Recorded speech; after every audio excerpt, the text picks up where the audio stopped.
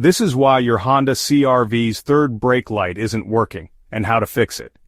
First things first. Make sure your car is turned off and the battery is disconnected. Safety first. Next, locate the third brake light.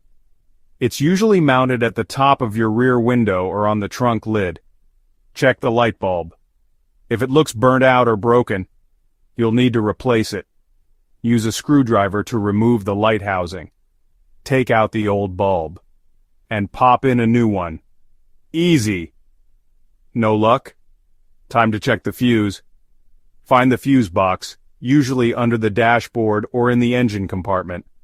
Look for the brake light fuse on the diagram.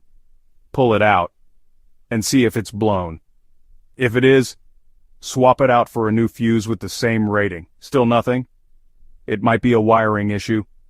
Inspect the wiring leading to the brake light for any visible damage or loose connections. Tighten or replace as needed. Once everything looks good, reconnect your battery and give it a test. Brake lights should be shining bright.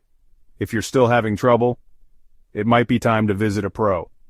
But for most of you, these simple steps should do the trick. Happy driving.